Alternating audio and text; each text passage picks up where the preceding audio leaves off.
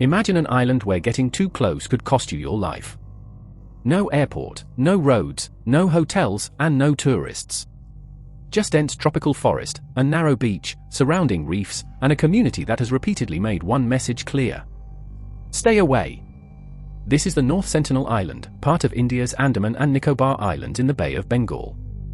The island covers roughly 60 square kilometers and is home to the Sentinelese, one of the world's least contacted indigenous peoples.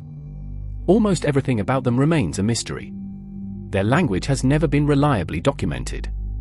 Their exact population is unknown. And outsiders are not allowed to enter their territory. India has declared the entire island and the surrounding 5 kilometers of sea a protected tribal reserve. But why? Why does an entire modern nation protect an island from the modern world? And why have the people living there resisted contact for so long? The answer involves disease, survival, history, and one of the most remarkable stories of human isolation ever recorded. Because North Sentinel isn't simply an island that doesn't want visitors. It is a place where contact itself can be dangerous. And to understand why, we have to look at what happened when outsiders came close. From the outside, the Sentinelese may appear completely cut off from the modern world. But isolation does not mean they know nothing about outsiders. For generations, ships have passed near their island, researchers have approached their shores, boats have occasionally entered their waters. And the Sentinelese have developed a very clear response. Sometimes they watch. Sometimes they accept gifts. And sometimes, they raise their bows and signal outsiders to leave. There is an important reason modern authorities take this extremely seriously. Disease. For a small population that has had very limited exposure to outside illnesses, infections that are ordinary to us could potentially be devastating. The danger therefore works in both directions. An outsider approaching North Sentinel risks being attacked. But the Sentinelese risk something potentially even more serious, being exposed to diseases against which they may have little or no immunity. This is why India eventually moved away from trying to establish regular contact. Instead, the policy became simple. Observe from a distance. Protect the island. Do not force contact. And yet, before that policy became firmly established, Indian researchers made several attempts to approach peacefully. One of the most extraordinary encounters happened in the early 1990s. And for a brief moment, the Sentinelese came closer than almost anyone expected. On January 4, 1991, an Indian expedition team led by anthropologist Triloknath Pandit approached North Sentinel Island. The researchers did not storm the beach. They stayed near the shoreline and used gifts to encourage a peaceful encounter. Coconuts were particularly important.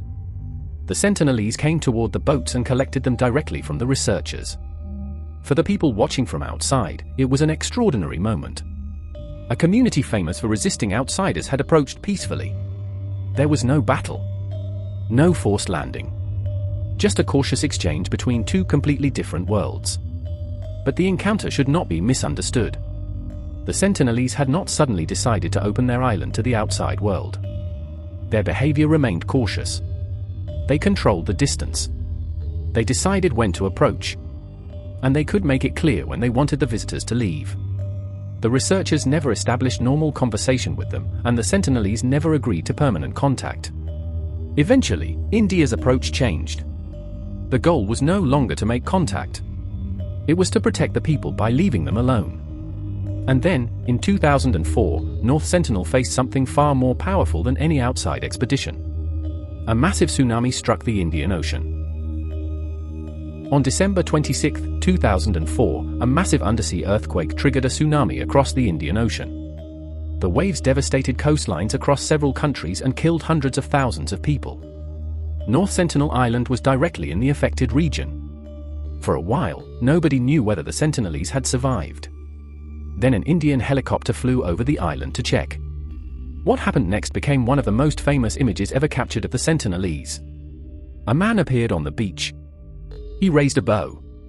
And he fired an arrow toward the helicopter. To the outside world, it looked like a warning.